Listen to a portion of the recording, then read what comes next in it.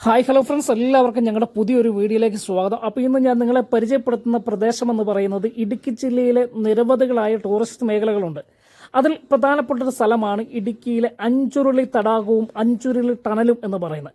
നിങ്ങളൊക്കെ നിരവധി ആളുകൾ ഇവിടെ വന്ന് കണ്ടിട്ടുണ്ടായിരിക്കാം. ഈ പ്രദേശത്തെ പ്രധാന ആകർഷണം എന്ന് പറഞ്ഞാൽ ഇവിടുത്തെ കുത്തിയൊഴുകി വരുന്ന ടണലിൽ നിന്നുള്ള ജലമാണ്. മാത്രമല്ല ഇടുക്കി ഡാമിൻ്റെ വിദൂര ദൃശ്യങ്ങളൊക്കെ മനോഹരമായി കാണുവാൻ കഴിയുന്നു എന്നുള്ളതാണ് ഈ പ്രദേശത്തിൻ്റെ പ്രത്യേകത. നൂറുകണക്കിന് ആളുകൾ അവധിക്കാലമായാൽ വരുന്ന ഒരു പ്രദേശമാണോ. നിങ്ങൾക്ക് ഈ വീഡിയോയിലൂടെ കാണുമ്പോൾ അറിയാം, നിരവധി വാഹനങ്ങൾ, നല്ല വാഹനങ്ങൾ, ബസ്സുകളിലും കാറുകളിലുമൊക്കെ ആയിട്ട് നൂറുകണക്കിന് ആളുകൾ വരുന്നതാണ്. ഈ പ്രദേശത്തെ മനോഹരമാകുന്ന ദൃശ്യമല്ല ഞാൻ ഈ വീഡിയോയിലൂടെ പകരുന്നത്, അത് ഞാൻ വേറൊരു വീഡിയോയിൽ പകർത്താം. ഇപ്പോൾ എനിക്ക് പറയുവാനുള്ളത്, ഈ പ്രദേശം കാഞ്ചിയാർ പഞ്ചായത്തിൻ്റെ കീഴിലുള്ള ഒരു പ്രദേശമാണ്. അപ്പോൾ ഇത് കട്ടപ്പന കോട്ടയം റോഡിൽ കക്കാട്ടുകടയിൽ നിന്നൊരു 3 കിലോമീറ്റർ വരുമ്പോഴാണ് ഈ അഞ്ചുരുളി എന്ന പ്രദേശത്ത് വരുന്നത്. ഈ 3 കിലോമീറ്റർ മെയിൻ റോഡിൽ നിന്ന് 3 കിലോമീറ്റർ വരാൻ ഒരു വാഹനത്തിന് വളരെ വിഷമകരമാകുന്ന ഒരവസ്ഥയാണുള്ളത്. നിലവിൽ വാഹന ഗതാഗതവും നടപ്പ് പോലും വഴിയാത്ര പോലും ദുഷ്കരമാകുന്ന ഒരവസ്ഥയിലാണ് ഇപ്പോൾ അഞ്ചുരുളി ഈ ടൂറിസ്റ്റ് മേഖലയുടെ അവസ്ഥ എന്ന് പറയുന്നത്. നിങ്ങൾക്ക് ഈ വീഡിയോയിലൂടെ കാണുമ്പോൾ അറിയാം, ഈ പ്രദേശത്ത് പൊട്ടിപ്പൊളിഞ്ഞു കിടക്കുന്ന റോഡുകളും ഇരു സൈഡും കാട് മൂടിക്കിടക്കുന്ന ഒരു അനുഭവമാണ് ഇപ്പോൾ ഈ ടൂറിസ്റ്റ് മേഖലയുടെ ഏറ്റവും വലിയ പരാജയത്തിന് കാരണം. ഞാനൊന്ന് ചോദിച്ചോട്ടെ, ഈ പ്രദേശത്തെ ഒരുപാട് നേതാക്കന്മാരും പഞ്ചായത്ത് പ്രതിനിധികളൊക്കെ ഉള്ളൊരു പ്രദേശമാണ്. ഇവർക്കൊക്കെ നാണമില്ല എന്നാണ് ഞാൻ ചോദിക്കുന്നത്. ഇതുപോലെ ഒരു മനോഹരമാകുന്ന ടൂറിസ്റ്റ് മേഖലയെ നശിപ്പിച്ച് നാരായണക്കല്ല് പിടിപ്പിക്കുവാൻ വേണ്ടി, ഇവിടെ വോട്ട് ചോദിക്കുവാൻ വേണ്ടി മാത്രം വരുന്ന ഇവിടുത്തെ നേതാക്കന്മാരും ഇതുപോലത്തെ രാഷ്ട്രീയ പാർട്ടിക്കാരെയൊക്കെ ഉണ്ടല്ലോ അടിച്ചോടിക്കണമെന്നാണ് ഞാൻ പറയുന്നത്. ഇത്രയും മനോഹരமாக ഇതുണ്ട്. ജില്ലയിലെ മറ്റ് ജില്ലകളിൽ നിന്നും സംസ്ഥാനങ്ങളിൽ നിന്ന് പോലും ആളുകൾ ഇവിടെ ഈ പ്രദേശം കാണുവാൻ വരുമ്പോൾ ഈ പ്രദേശത്തിൻ്റെ ശോചനീയമാകുന്ന അവസ്ഥയെന്ന് പറഞ്ഞാൽ ഗതാഗത യോഗ്യമല്ലാത്ത റോഡുകൾ, കാലങ്ങളായി പൊട്ടിപ്പൊളിഞ്ഞു കിടക്കുന്ന റോഡിൻ്റെ അവസ്ഥ ഇവരൊക്കെ കാണുന്നുണ്ട്. ഇവരുടെയൊക്കെ വീടിൻ്റെ മുറ്റത്തുകൂടെയാണ് ഈ റോഡ് ഉള്ളത് എന്നും കൂടെ ഓർക്കണം. എന്നാൽ ആ കുഴിയും ആ കട്ടറുമൊക്കെ ഇവന്മാർ ചാടിക്കടന്ന് പോകുന്നതല്ലാതെ ഇവിടുത്തെ വികസനത്തിന് വേണ്ടി ഇവിടുത്തെ രാഷ്ട്രീയ പാർട്ടികളും ഇവിടുത്തെ പഞ്ചായത്തുമൊന്നും യാതൊരു റിസ്ക്കും എടുക്കുന്നില്ല, യാതൊരു പ്രതിവിധിയും കാണുന്നില്ലെന്ന് പറയുമ്പോൾ ഇതുപോലത്തെ നാറിയ രാഷ്ട്രീയക്കാരെയും ജനപ്രതിനിധികളെ ഓടിക്കണമെന്നാണ് എനിക്ക് പറയാനുള്ളത്. അപ്പോൾ ഞാനിവിടെ വന്ന് ഈ വീഡിയോ പിടിച്ചപ്പോൾ തന്നെ എൻ്റെ ഈ അവിടുത്തെയുള്ള കടക്കാര ചേച്ചി, ഒരു ചേച്ചി രജനി ചേച്ചി എന്നാണ് പറഞ്ഞത്, ആ ചേച്ചി വന്നിട്ട് ഒരുപാട് പരാതികൾ പറഞ്ഞു, ഒരുപാട് അവരുടെ അവസ്ഥകൾ പറഞ്ഞിട്ടോ. കാലങ്ങളായി ചേട്ടാ ഇങ്ങനെ നശിച്ച് കിടക്കാൻ തുടങ്ങിയിട്ട് ഇവിടുത്തെ പഞ്ചായത്ത് മെമ്പർ ഇതിനെക്കുറിച്ച് ഒന്നും ചലിക്കുന്ന പോലുമില്ല. ഇരു സൈഡും റോഡിലേക്ക് ഇറങ്ങി നിൽക്കുന്ന കാടുകൾ വെട്ടിത്തെളിക്കുവാൻ ഇവിടുത്തെ തൊഴിലുറപ്പുകാരോട് പറഞ്ഞിരുന്നെങ്കിൽ അവർ ചെയ്തേനം. അതിന് പോലും ഇവിടുത്തെ പഞ്ചായത്ത് മെമ്പറോ ഇവിടുത്തെ ഭരണസമിതിയോ തയ്യാറാകുന്നില്ലെന്ന് ആ ചേച്ചി ധൈര്യസമേതം പറയുമ്പോൾ ഇവിടെയുള്ള ആളുകളുടെയൊക്കെ ഒരു അവസ്ഥയൊന്ന് പറയേണ്ടത് തന്നെയാട്ടോ. ഇനി നിങ്ങൾ പറയണം, ഈ റോഡിൻ്റെ അവസ്ഥ കണ്ടിട്ട് നിങ്ങൾ പറയണം, ഇവിടുത്തെ ആരുടെ കുഴപ്പം കൊണ്ടാണ് ഈ വികസനം, ഇവിടുത്തെ കേരളത്തിൽ ടൂറിസം മേഖല പരാജയപ്പെടുവാൻ കാരണം എന്താണ് എന്ന് നിങ്ങളൊന്ന് ചിന്തിച്ചെന്ന് അഭിപ്രായങ്ങളൊക്കെ പറയണം കേട്ടോ. ഇത് കാണുന്നവർ നമ്മുടെ ഇടുക്കി ജില്ലക്കാരൊക്കെ ഉണ്ടായിരിക്കാം. വേദനാജനകമാകുന്ന ഒരു അവസ്ഥയാണ്. ഇതുണ്ടോ, ഈ ചേച്ചിയാണ് രജനി ചേച്ചി. ഇവിടുത്തെ കാലങ്ങളായിട്ട് ഇവിടെ ബിസിനസ് നടത്തിക്കൊണ്ട് നിൽക്കുന്ന ഒരു ചേച്ചിയാട്ടോ. ആ ചേച്ചി ക്യാമറയ്ക്ക് മുൻപിൽ വരാൻ അല്പം മടിയായിരുന്നു. എങ്കിൽ പോലും ആ ചേച്ചി പറഞ്ഞ വാക്കുകൾ തന്നെയാണ് ഞാൻ പറയുന്നത്. ഇത് കാലങ്ങളായിട്ട് ഈ റോഡ് പൊട്ടിപ്പൊളിഞ്ഞ് കിടക്കുകയാണ്. ഇവിടുത്തെ വരുന്ന ആളുകൾ തിരിച്ചു പോകുമ്പോൾ അടുത്ത് അവരുടെ വാഹനത്തിൻ്റെ അടിഭാഗമൊക്കെ നോക്കി പരിശോധിച്ചതിന് ശേഷമാണ് ഇവിടുന്ന് വാഹനങ്ങൾ തിരിച്ചു പോകാറുള്ളത് എന്ന് പറയുമ്പോൾ ഒരു പ്രാവശ്യം വന്ന ടൂറിസ്റ്റുകളൊന്നും പിന്നീട് വരാൻ മനസ്സ് കാണിക്കുന്നില്ല എന്നുള്ളതും നമുക്ക് ചിന്തിക്കേണ്ട കാര്യങ്ങൾ തന്നെ. ഇതുകൊണ്ടോ, ഈ മെയിൻ റോഡിൽ നിന്ന് ഇറങ്ങുമ്പോൾ തന്നെ ഒരു 100 മീറ്റർ നീളത്തിൽ പൊട്ടിപ്പൊളിഞ്ഞു കിടക്കുക, നടപ്പുകാർക്ക് പോലും ഈ സഞ്ചരിക്കുവാൻ കഴിയാതെ കാൽനട യാത്ര പോലും ദുഷ്കരമാകുന്ന ഒരു അവസ്ഥയാണ് ഈ റോഡിൻ്റെ ആദ്യ ഭാഗം മുതൽ കാണുന്നത്. അപ്പോൾ എത്രത്തോളം ഒരു ടൂറിസം മേഖലയാണ് എന്ന് നമ്മൾ ഓർക്കണം കേട്ടോ.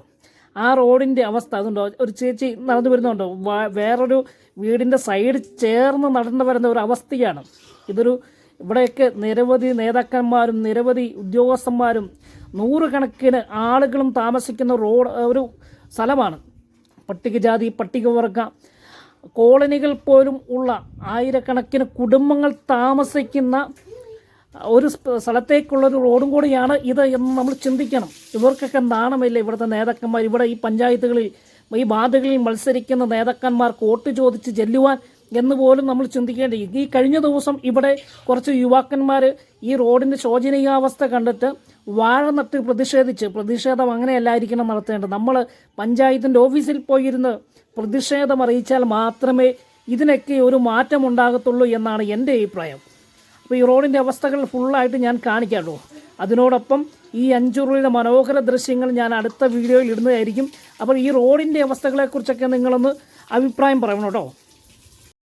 ഒടുവിൽ ഞങ്ങളെ ഈ വീഡിയോ പിടുത്തം കണ്ടിട്ടായിരിക്കും കുറച്ച് പേര് വന്ന് പറഞ്ഞു, ചേട്ടാ എന്തായാലും ഒരുപാട് പ്രതിഷേധങ്ങൾ നടന്നൊരു സ്ഥലമാണ്. അതുകൊണ്ട് തന്നെ ഇപ്പോൾ നമ്മുടെ മന്ത്രിയായ റോഷി അഗസ്റ്റിൻ ഒരു 1.25 കോടി രൂപ അനുവദിച്ചിട്ടുണ്ട് എന്ന് പേപ്പർ വർക്കുകളൊക്കെ ചെയ്തുകൊണ്ടിരിക്കുകയാണ് എന്ന് പറഞ്ഞിരുന്നു. അവർക്കൊരു ആശ്വാസമാണ്. പക്ഷേങ്കിൽ ഈ അനുവദിക്കുന്ന പൈസയ്ക്ക് ഈ റോഡ് പൂർത്തീകരിക്കാൻ കഴിയുന്നുണ്ടോ, അതിൻ്റെ ഗുണനിലവാരം പോലും പരിശോധിക്കേണ്ട അത്യാവശ്യമായ കാര്യമാണ്. ഇപ്പോൾ പല കോൺട്രാക്ടർമാരും റോഡ് പണിയുന്നുണ്ട്. അവർക്ക് കിട്ടുന്ന ഫണ്ട് വെച്ച് റോഡ് പണിയും അതിൽ പകുതി ശതമാനം പൈസയും അവരുടെ പോക്കറ്റിലും മറ്റു കുറച്ച് ഉദ്യോഗസ്ഥന്മാരുടെ കയ്യിലേക്കും പോകുന്നതുകൊണ്ടാണ് ഇവിടുത്തെ ഗതാഗതം ഈ റോഡുകളൊക്കെ ഇത്രത്തോളം പൊളിഞ്ഞു പോകുന്നത് എന്നാണ് എൻ്റെ അഭിപ്രായത്തിൽ എനിക്ക് പറയുവാനുള്ളത്. ഇതുകൊണ്ട് ഈ റോഡിൻ്റെ അവസ്ഥയാണ്. പിന്നീട് അങ്ങോട്ട് ആ അഞ്ചുരുളിയുടെ ആ മനോഹര ദൃശ്യം കാണാൻ വന്ന ആളുകൾ ചാടി കുതിരപ്പുറത്ത് വരുന്ന പോലെയൊക്കെയാണ് വന്നുകൊണ്ടിരിക്കുന്നത്. വാഹനങ്ങൾക്ക് വളരെ ബുദ്ധിമുട്ടാണ്. നല്ല വാഹനങ്ങളിലൊക്കെ വരുന്നവർ പകച്ചു പോകുന്ന ഒരു റോഡ് തന്നെയാണ് ഈ റോഡ്.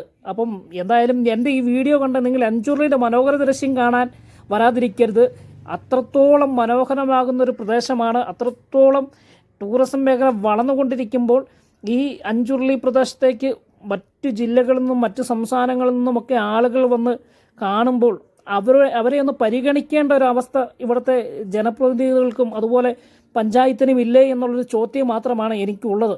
എന്തായാലും ഈ വീഡിയോ വലിയ ചലനം ഉണ്ടാക്കുമെന്ന് ഞാൻ പ്രതീക്ഷിക്കുന്നില്ല. പക്ഷേങ്കിൽ നമ്മുടെയൊക്കെ ഓരോ കാണുന്നവരുടെയൊക്കെ പ്രദേശങ്ങളിൽ പല മേഖലയിൽ ഉള്ളവരായിരിക്കുമല്ലോ ഈ വീഡിയോ കാണുന്നത്. അവരുടെയൊക്കെ പ്രദേശങ്ങളിൽ ടൂറിസം മേഖല വന്നു കഴിഞ്ഞാൽ അതിനായി ആ മേഖലയെ പരമാവധി വികസിപ്പിച്ചെടുക്കുവാൻ നമ്മൾ ഓരോരുത്തരും പ്രയത്നിക്കണം എന്നൊക്കെയുള്ളതാണ് എൻ്റെ ഈ വീഡിയോയിൽ കൂടെ എനിക്ക് ഉപദേശിക്കുവാനുള്ളത്. അപ്പോൾ ഈ അഞ്ചുരുളിയിലെ ഈ ശോചനീയാവസ്ഥ മാറ്റിയാൽ നൂറുകണക്കിന് അല്ലെങ്കിൽ ഈ ജില്ലയിലെ പ്രധാന ഒരു ടൂറിസം മേഖലയായി മാറുമെന്നതിനോട് യാതൊരു തർക്കവുമില്ല. അതുപോലെ പ്രകൃതിയോട് ഇണങ്ങിച്ചേർന്ന് അത്രത്തോളം മനോഹരമാകുന്ന ഒരു പ്രദേശമാണ് ഈ അഞ്ചുരുളി ടണലും അഞ്ചുരുളിയിലെ ആ നീല പിടിച്ച് കിടക്കുന്ന ആ തടാകവുമൊക്കെ. നൂറുകണക്കിന് ആളുകൾ ഫോട്ടോഷൂട്ടൊക്കെ നടത്തുമ്പോൾ എന്തൊരു സന്തോഷത്തോടു കൂടിയാണ് അവർ ഈ ഫോട്ടോഷൂട്ടൊക്കെ നടത്തുന്നറിയോ. അവർക്കറിയാം ഈ പ്രദേശത്ത് വന്നു കഴിഞ്ഞാൽ മനോഹരമാകുന്ന ദൃശ്യങ്ങൾ പകർത്തുവാനും അവരുടെ ജീവിതത്തിൽ ആനന്ദം കണ്ടെത്തുവാനും കഴിയുമെന്ന് അവർക്കറിയാവുന്നത് കൊണ്ടാണല്ലോ ഈ പ്രദേശത്തേക്ക് വന്നത്. പക്ഷേങ്കിൽ ഇവിടുത്തെ അവസ്ഥ, ഈ റോഡിൻ്റെ അവസ്ഥയൊന്ന് മാറിക്കെട്ടിയാൽ, ഈ റോഡിന്ന് നല്ല രീതിയിൽ പണിതാൽ, ഈ രണ്ട് സൈഡിലും റോഡിലേക്ക് വളർന്നു നിൽക്കുന്ന കാടുകൾ തൊഴിലുറപ്പുകാരെ കൊണ്ടോ അല്ലെങ്കിൽ ഏതെങ്കിലും വകുപ്പിൽപ്പെടുത്തി ഇതൊന്ന് നന്നാക്കിയാൽ എത്രത്തോളം മനോഹരമാകും നമ്മുടെ പ്രദേശം എന്ന് നമ്മൾ ചിന്തിക്കേണ്ടതാണ്. ഇതുണ്ടോ, കയ്പും കള്ളകളൊക്കെ റോഡിലേക്ക് ഇറങ്ങി നിൽക്കുകയാണ്. ഒരു വാഹനം വന്നു കഴിഞ്ഞാൽ നമ്മൾ സൈഡ് കൊടുത്തു കഴിഞ്ഞാൽ അത്രത്തോളം വാഹനത്തിൽ അടിച്ചാണ് നമ്മൾ യാത്ര ചെയ്യേണ്ട അവസ്ഥ വരുന്നത്. അങ്ങനെ വളരെ മനോഹരമാകുന്ന ഈ പ്രദേശത്തിൻ്റെ ആ നന്മ അല്ലെങ്കിൽ ആ മനോഹരമാകുന്ന പ്രദേശത്തിൻ്റെ ആ സൗന്ദര്യം കാണാൻ വരുന്നവരെ നമ്മൾ പരമാവധി സന്തോഷിപ്പിക്കുക.